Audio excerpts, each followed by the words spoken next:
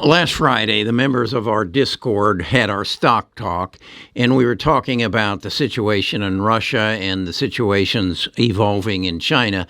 And I says, is there any other thing that's looming in the future that we need to be aware of, and we need to find those stocks that are going to benefit from what's happening? And the subject of water came up, and we talked about the Jacksonville, Mississippi situation, the one up in Michigan, and then I brought up that I believe it was in 2017, the Sewer and Water Board of Alabama filed the largest bankruptcy suit in the history of municipalities. And so I said, let's look into water and let's find out what the situation is and see if there's any investment opportunities. And Trent, my son, stepped up and said, I'd like to do that. And here's what he sent me. And here's where we think there's an opportunity for investment around water.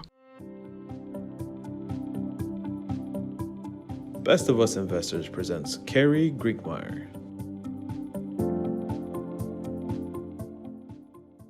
The world's biggest problem is not just Russia and the Ukraine war, or supply chain interruptions, or issues with China, but rather it's about water. For the last 22 years, the western United States has been in a drought. The Colorado River, Lake Mead, and Lake Powell, which are feeder sources for agriculture in the southwestern United States, water source for Colorado, Wyoming, Utah, New Mexico, Arizona, Nevada, and California, all have been below 30% of their overall capacities. When you look at pictures of Lake Mead, Lake Powell, or even the Colorado River, in the Grand Canyon, you will see toilet bowl rings showing where water used to be. And today, we are below 30% capacity. This issue is so big that the federal government has restricted water irrigation from the Colorado River by 70%.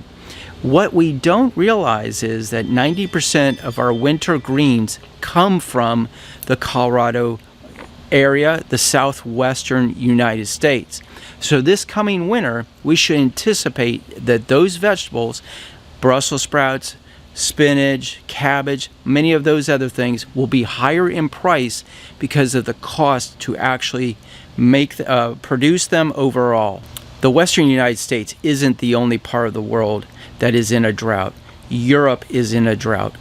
Germany just recently announced that they would have rolling, possibly blackouts or restrictions on energy use because they have had to go to more coal-producing factories than they have in the past. Well, why coal? Coal is transported up the Rhine River to Germany to provide coal-burning factories to generate energy. The problem is the Rhine is below levels that would actually support a barge moving that kind of cargo upriver or downriver to these areas. The same issue is happening in the Scandinavian countries, where these major heat waves over the last 3 to 6 months have actually dried up their ability to generate, I believe it's called hydropower, which is generated from water movement and generates energy. Because of the low levels of water levels in reservoirs and in rivers, there isn't as much energy being produced. This takes us to China. China is also in a major long-term drought. The major rivers throughout China, the biggest reservoir that feeds water to its neighboring cities is all dried up. When you Google this and see pictures of these areas, what you see is basically a desert. Areas where during this time of year would be flooded are now just dried up. This is causing issues when it comes to manufacturing because China has had to respond with shutting down factories for a time or two to slow down the energy use. This takes into account companies such as Apple, Tesla, Intel, who are also experiencing these shutdowns because the lack of water causing lack of energy production, causing supply chain issues.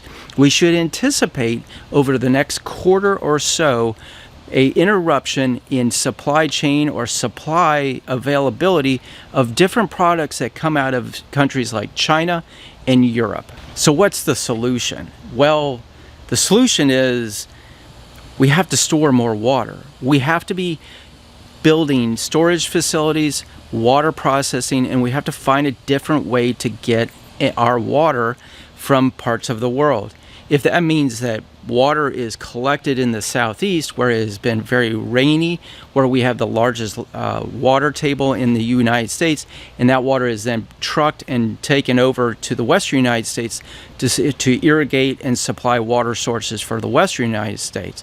But companies such as Consolidated Water Company out of the Cayman Islands, symbol CWCO, are addressing this issue. Recently, they struck a deal with the state of Arizona for an $82 million storage facility. This is truly the biggest problem, is drought. It's water. Okay, the first thing we need to do is go to Seeking Alpha and take a look at Consolidated Water and learn what we can and see if it's a sound investment. As you can see, it's up thus far this year about 32%. Year to date, it's up about 50%. So somebody's waking up to it. It's not a big company. It's a market cap of $246 million, and it doesn't do tremendous volume. About, I would imagine that's 60 million shares. PE ratio of 23 and earnings per share of about 68%. So it's making money. If we go down, the other thing I wanted to show you is everybody has it as a buy or a strong buy. The world is waking up to it. I guess that's what we need to say. We can see it's got some revenue, and as we can see, it's been pretty stagnant. About 66 million here, about 72 there, and 68. But it's projected for 2022 up to 91, and 2023 up to 115. So it's a growing company because, and I think I know why. It's a growing problem.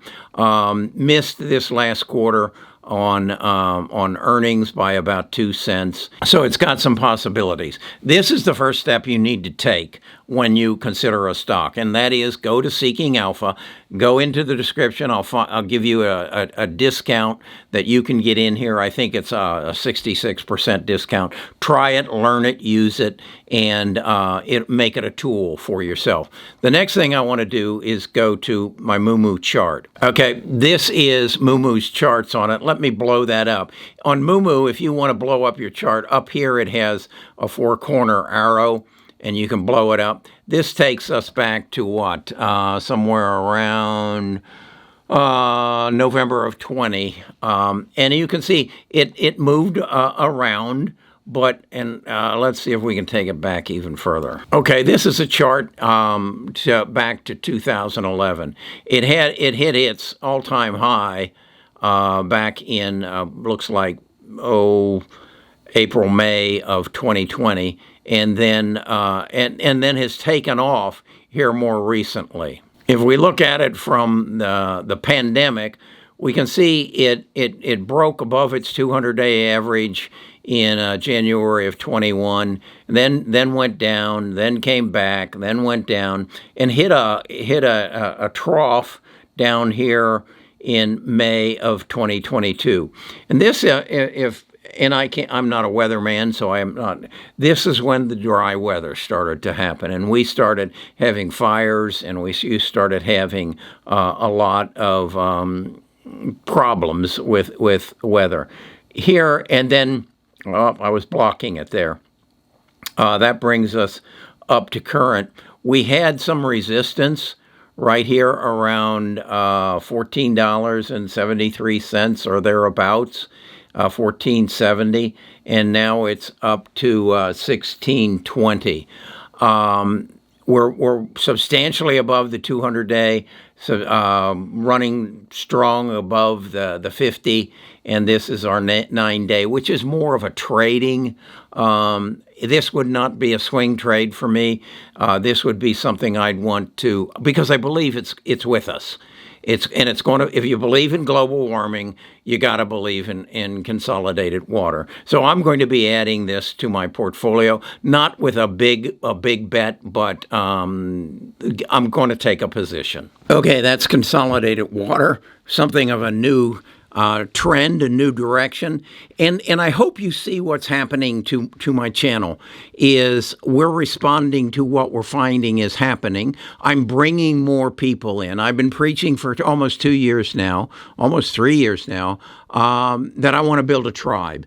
And my son has come in, and that's who made that presentation. And that's what this channel is going to become. It's going to become a team effort. I have said this kind of tongue-in-cheek. We need to turn this trading into a team sport, but I mean it. I'm going to play the quarterback at least for maybe another year or so, but we're going to bring other people in, other ideas. We're going to respond to the market as it is delivered to us, and as Mark says, we're going to let the market work for us, and just be observant and pay attention. I'll challenge you. Find me somebody else who's talking about the needs in water, particularly on your TV stations. They don't look beyond the end of their nose because that's how they get paid. So that's what Best of Us Investors is all about. That's what Carrie Grinkmeyer is all about. We're a team. We're a tribe.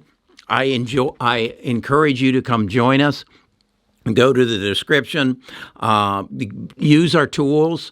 I've got you a discount of about 66% on Seeking Alpha, and Mumu has some of the best charts I have seen, and I'm just now digging into it. There's through September the 15th, I believe, you can get 13 free stocks. I don't get hung up a lot in that. What I want to do is give you the tools to work. What I'm doing also is negotiating with these people to come and be a part of our Discord and give us the ability to create an ambassador, a person that works for Best of Us Investors and learns their tools to the nth degree, and then gives you a place you can come, and as you use these tools, ask questions and get answers. That's a project I'm working on right now, because my goal here is simple.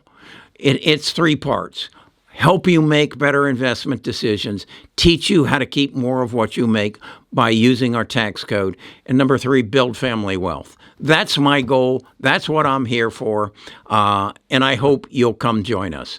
Talk to you again tomorrow.